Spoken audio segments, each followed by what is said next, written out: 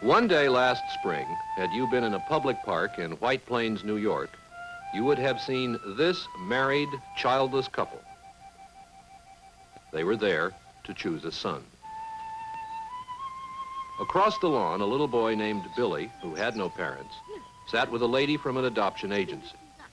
The adult computations of medicine and psychology and statistics were finished. It remained only on this spring day for the hopeful child to meet the hopeful parents.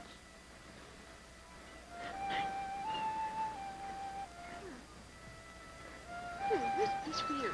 No. Hi. No. Hi, there's somebody. If the human alchemy worked in this first meeting, if they liked one another, Billy would become the first son of Charles and Marie. He would be a chosen child.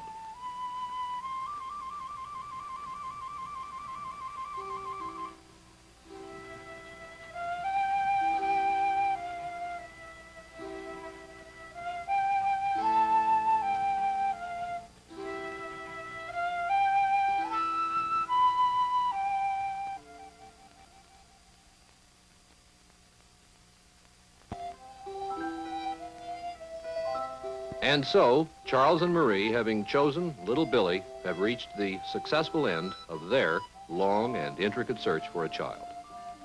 The fact that Billy, who is 2, accepts them means that we have reached the happy ending of their story. Now, these 2 young people, another couple, are setting out on a lengthy and intricate search of their own.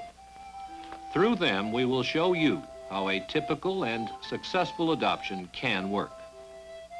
They are Sam and Joan Augusta.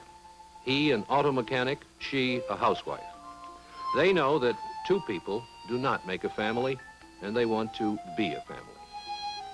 There is a lot to be said about them and their choice, and because they want very much, they have much to say. Listen now to the supervisor of an adoption agency. When we move toward a family and the family engages in what we call a home study, we want to be very, very sure at this point that this is a couple who has thought carefully about what is involved in adoption. We know it's a difficult time for them, and we try to make it as relatively easy as we can. We want people to understand their own motives for coming to adoption to complete their families. And listen to an adoption case worker. If a family will meet the needs of a child, they're pretty sure of their interests, they're ready for adoption. I think perhaps certainly the caseworker's job is in evaluating the couple's individual interest, meeting them individually. And we feel it's certainly very important as we do this to think in terms of the children that we have for adoption. Sam and Joan Augusta have been married for 5 years and have had no children. And here's what they say about it. You never give up hope, you know. You always figure, well, something will happen and you'll have a child, but as time goes on, you want the child now. You don't want to keep waiting and just hoping like we've been doing. I guess that's part of getting married, thinking about getting a family. See, when we bought the house, that was the main reason buying it. We're, you know, thinking about a family and the future. Really never thought too much of not having one. I don't think a home is a home without children, really. I don't know, it just makes a home if you don't have any children. Good night now. Thank you. I don't know, it's different. Thank you. So we'll see you next Saturday night. Right, huh? at 7. 7. Very good. Okay, I'll take this in. Bye, Mother. Say goodbye, Aunt Joan. Okay, she's tired. Well, it's hard to explain, but a home, like, you know, you come home and you have your children there, and I don't know, it's more of a family, more of a home, I guess.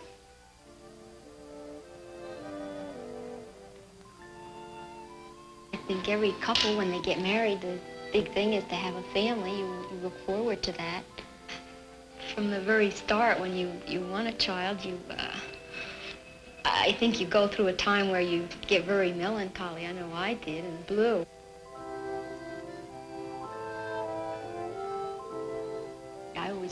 family. Of course, I was the only one in my family and always thought of having at least two.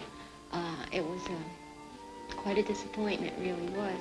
But as time goes by, I guess you get used to it. I mean, it's something, it hits home.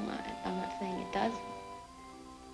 You sort of accept it, I think, after all these years. I mean, it seems like a long time to us. Maybe to other people it's not so long, but to us it seems like an awfully long time. In the life of each man, each boy, J is for Jesus, for he has first place. O is for others who meet face to face. Y is for you in whatever you do. Put yourself last and tell joy. Oh, that was very good. Now, what do we bring when we come to Joy Club? Peter. The Bible. The Bible. And what is the song we know about our Bible? Peter. Like I say, it hurt many times. There'd be many times you'd cry about it, too. Since we've been married, that's what we wanted, to have a family. But when it finally comes to the final time, the doctor said to go ahead and look into adoption. But we went to our pastor first. We understood that you more or less had to have a letter of introduction, like. That's what we were told, anyway. So we went to him.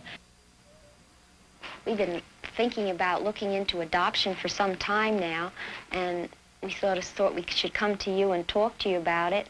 I think it's a privilege to look forward to something like this, and I assume you've thought it through some before you've come to me.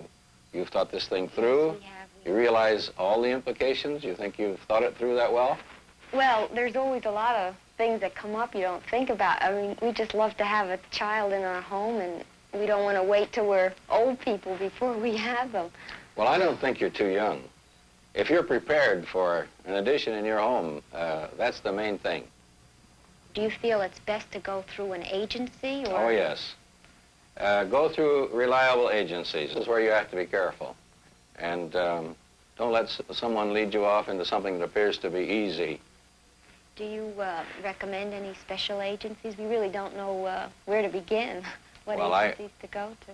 I would recommend the adoption agency out of White Plains. I can write a letter for you, or you can pick up your telephone and call Miss Gray. Hello? This young lady, whose name is Patricia Gray, is an adoption case worker. The choosing begins here. We usually will take our inquiries by telephone or by letter, and we hear from a couple, getting some of the factual information that we will need, and then we would offer you an appointment as soon as we could for both you and your husband to come into the office. That's right. And you are interested in adoption? Well, can I have your name, please? Mm-hmm. Yes, please. Mm-hmm. And what age child were you interested in, Mrs. Augusta? The people who choose the parents are a small group with an immense responsibility. On behalf of a benevolent government, these ladies are the civil servants of children without parents. Across the United States, the quality of public adoption agencies varies greatly, as do the laws that govern them. This is one of the very best. The adoption unit of the Department of Family and Child Welfare of the County of Westchester in the state of New York. Their choices lie in files and forms and documents. Each one of these papers is a biography, and often a tragic one. A 15-year-old high school girl who got in trouble. A destitute widow. The victim of a highway traffic accident. These are the donors of the children. The children are wards of the government of Westchester County, legally and necessarily surrendered for adoption. They wait in foster homes and relatives' homes and homes of charities, but there are real homes waiting for them.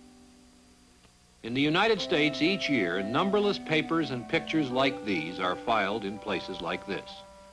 Each year, numberless phone calls from people like the Augustas are made. The task of the adoption agency is to bring them together, using all the skill and patience available, which in this agency, at least, is considerable.